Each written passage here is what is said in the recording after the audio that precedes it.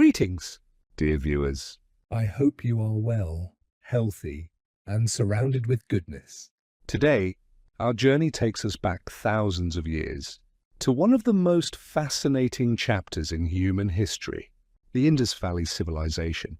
It is often overshadowed by the stories of Mesopotamia and Egypt, yet it stands proudly as one of the earliest cradles of human progress. Emerging around 3300 BCE, stretching across parts of modern Pakistan and northwest India, this civilization developed along the fertile plains Of the Indus River. Its people were builders, craftsmen, traders. and thinkers. But who were they How did they rise? to such a remarkable level of advancement at a time when the rest of the world was only beginning to take its first steps towards cities?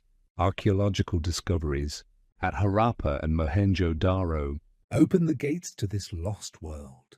streets laid out in grids, Houses with wells. and advanced drainage systems tell us about a people who valued order, cleanliness, and community living.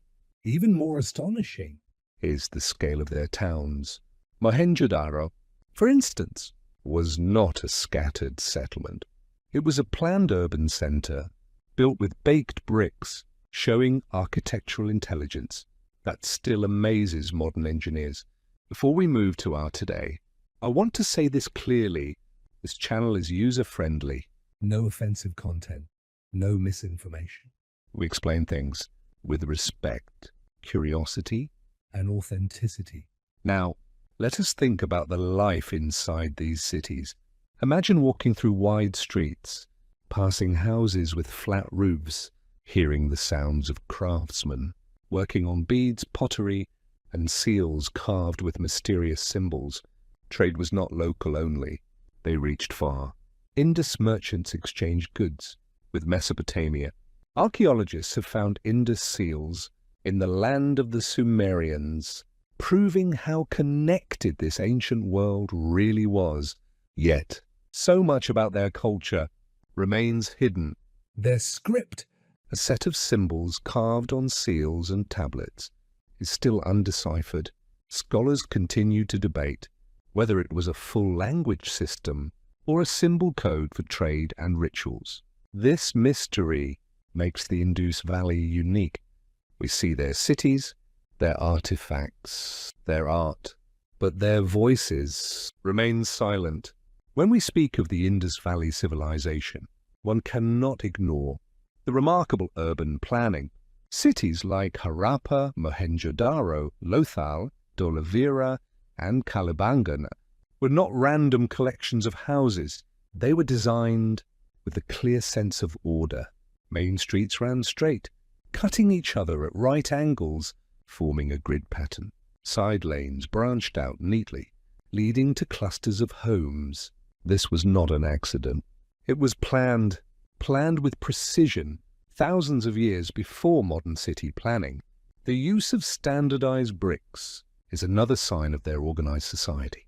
Every brick, no matter where it was made, had the same ratio. length, width, and height. This tells us there was some kind of regulation, a shared standard across the civilization. Their houses were not just walls and roofs. They often had private wells, and most importantly, access to one of the most advanced drainage systems in the ancient world. Covered drains ran alongside the streets, connected to soak pits, making sure waste was carried away. This shows their concern for hygiene. And public health. If we compare, other civilizations of that age did not achieve this level of cleanliness. Even more fascinating, in Mohenjo-Daro, archaeologists found the famous Great Bath.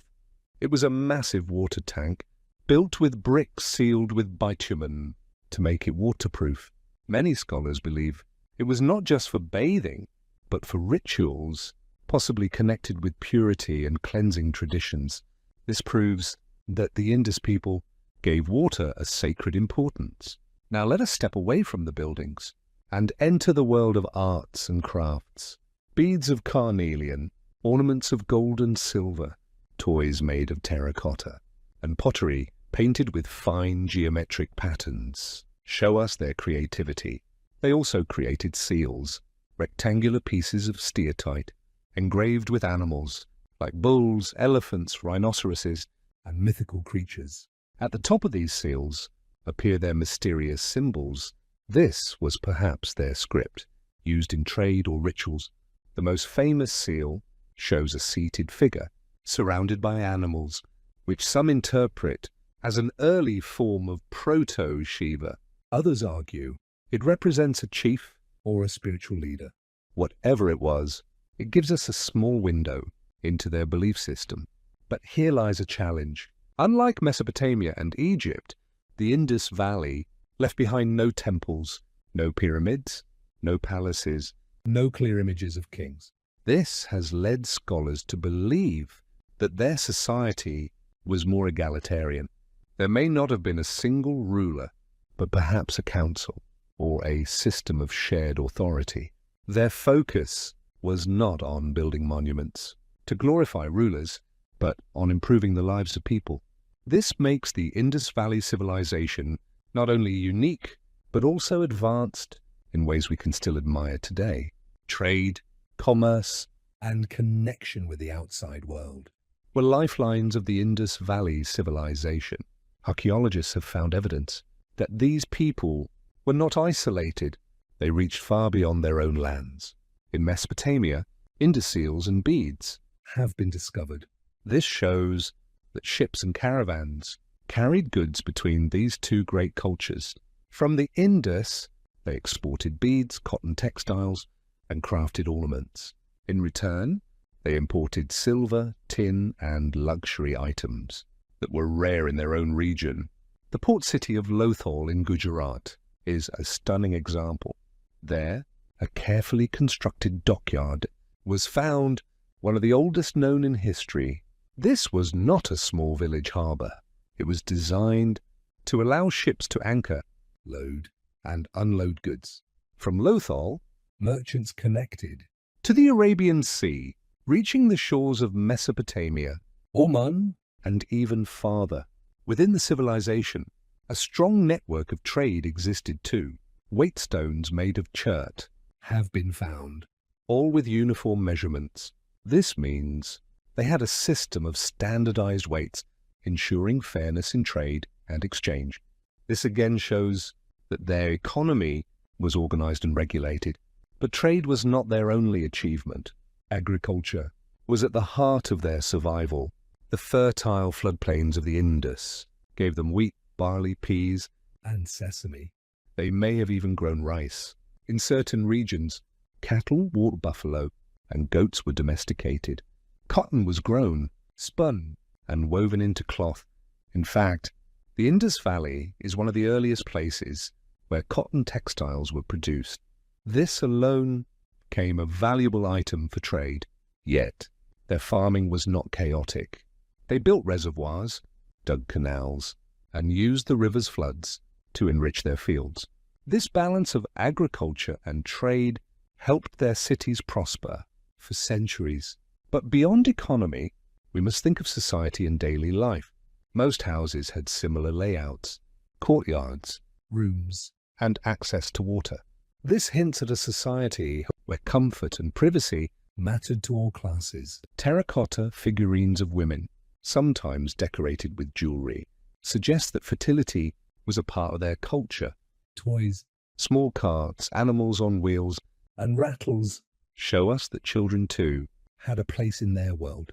The absence of giant palaces or rich tombs points to something special. It suggests that wealth was not concentrated in the hands of one ruler. Instead, society may have been more balanced, where merchants, craftsmen, And farmers. all contributed to the functioning of the city. This makes the Indus Valley Civilization stand out from its contemporaries. While Egyptians built pyramids for kings and Mesopotamians raised ziggurats for gods, the Indus people built homes, streets, and drains for everyone.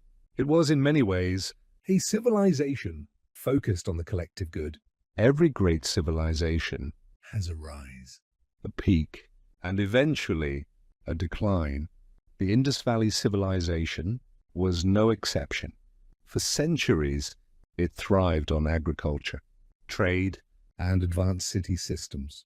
but by 1900 BC, something began to change.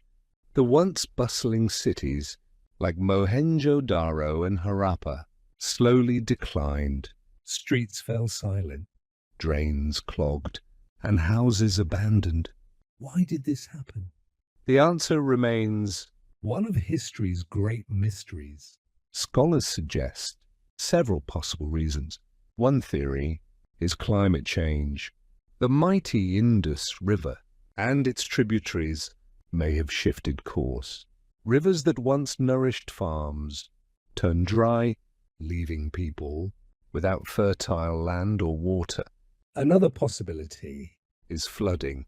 Layers of silt found in Mohenjo-Daro suggest repeated floods that may have destroyed homes and crops.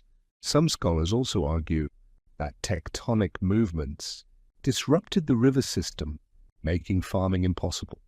There is also debate about invasions, but most modern historians agree that decline came gradually, not suddenly, and not from a single cause.